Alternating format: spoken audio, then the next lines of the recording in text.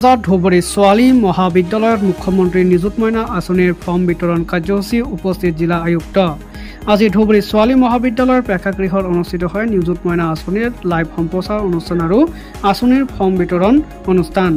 উক্ত আঁচনিৰ উদ্দেশ্য হৈছে ৰাজ্যৰ কন্যা শিক্ষাৰ্থীৰ মাজত উচ্চ শিক্ষাৰ প্ৰতি উৎসাহ আৰু আগ্ৰহ বৃদ্ধি কৰাৰ লগতে শিক্ষাৰ ক্ষেত্ৰত আৰ্থিক সহায় আগবঢ়োৱা। এই কাৰ্যসূচীত শ শ কন্যা শিক্ষাৰ্থীয়ে লাইভ সম্প্ৰচাৰৰ জৰিয়তে সক্ৰিয়ভাৱে অংশগ্ৰহণ কৰে। লাইভ সম্প্ৰচাৰৰ জৰিয়তে তেওঁলোকে আঁচনিৰ বিভিন্ন দিশ সুবিধা আৰু আবেদন প্ৰক্ৰিয়া সম্পৰ্কে বিস্তৃতভাৱে অৱগত হয়। অনুষ্ঠানত 50% কন্যা শিক্ষাৰ্থীৰ মাজত নিযুত মইনা আঁচনিৰ ফৰ্ম বিতৰণ আৰম্ভ কৰা হয়। উক্ত অনুষ্ঠানত মুখ্য অতিথি হিচাপে উপস্থিত থাকে জিলাখনৰ আয়ুক্ত দিবাকৰ নাথ। সভাপতিত্ব কৰে ছোৱালী মহাবিদ্যালয়ৰ অধ্যক্ষা মুলতবা বেগমে। অন্যান্য অতিথিৰ উপস্থিতিত বক্তাসকলে নিজৰ নিজৰ ভাষণত নিযুত মইনা আঁচনিয়ে কন্যা শিক্ষাৰ্থীৰ বাবে আগবঢ়োৱা সহায় সুযোগ আৰু এই আঁচনিৰ সামাজিক শিক্ষামূলক গুৰুত্ব সম্পৰ্কে ব্যাখ্যা কৰে। এই ধৰণৰ উদ্যোগে ছাত্ৰীৰ শিক্ষাৰ ক্ষেত্ৰত এক নতুন দিগন্ত মুকলি কৰাৰ লগতে সমাজত লিংগ সমতা আৰু শিক্ষাৰ ক্ষেত্ৰত ন্যায় প্ৰতিষ্ঠাৰ ক্ষেত্ৰতো এক দৃষ্টান্ত স্থাপন কৰিব বুলি সকলোৱে আশা প্ৰকাশ কৰে। উল্লেখযোগ্য যে যোৱা বছৰত মুঠ 468 গৰাকী ছাত্ৰীয়ে আবেদন কৰে। তাৰ ভিতৰত 411 গৰাকী আঁচনিখন পাবলৈ সক্ষম হয়। বেংকৰ নথিপত্ৰত ভুলৰ বাবে 57 গৰাকী পোৱা নাই যদিও এইবেলি পাবলৈ সক্ষম হ'ব বুলি অধ্যক্ষগৰাকীয়ে জানিবলৈ দিয়ে। এই বছৰত 1123 গৰাকী ছাত্ৰীয়ে আবেদন কৰিছে। ইপিনে মহাবিদ্যালয়খনত মুঠ ভৰ্তি অনুপাতৰ ক্ষেত্ৰতো মহাবিদ্যালয়খনে যথেষ্ট আগবাঢ়িবলৈ সক্ষম হৈছে।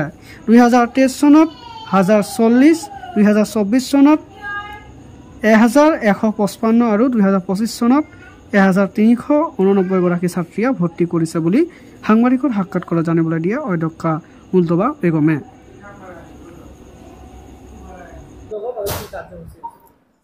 আমাৰ আজি অসম চৰকাৰৰ আমাৰ মাননীয় মুখ্যমন্ত্ৰী মহোদয় ডক্টৰ হিমন্ত বিশ্ব শৰ্মাৰ এক অভিলাষী আঁচনি, এয়া আছিল আমাৰ নিযুত মইনা আঁচনি।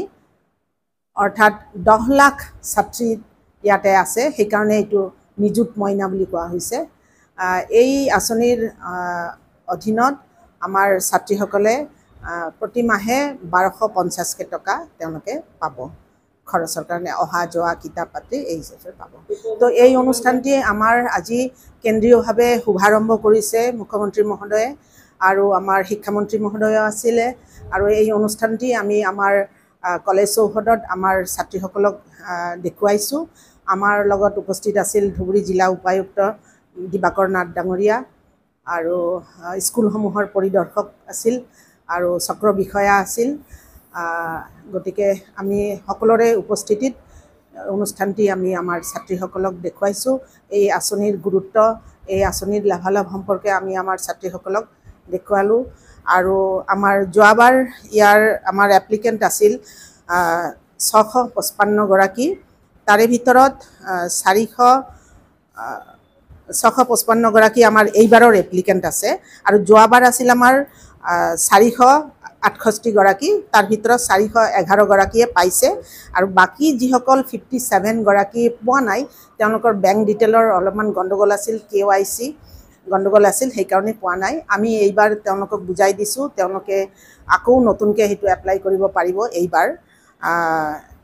টোটেল মিলি আমাৰ এইবাৰ হৈছে 1123 গৰাকী ছাত্ৰী এপ্লিকেণ্ট হ'ব।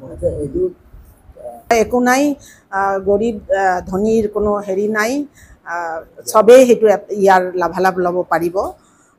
অকল অবিবাহিত আৰু অসমৰ বাসিন্দা হ'ব লাগিব আৰু অবিবাহিত হ'ব লাগিব।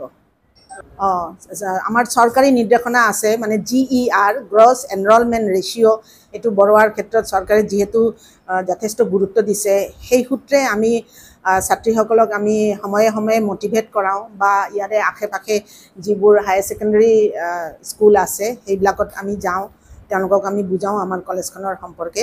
সেই সূত্ৰে আমাৰ 2023 চনত আছিল 1040 গৰাকী আৰু 2024 চনত হৈছে আমাৰ 1155 গৰাকী আৰু 2025 চনত অৰ্থাৎ এইবাৰ 1389 গৰাকী ছাত্ৰী।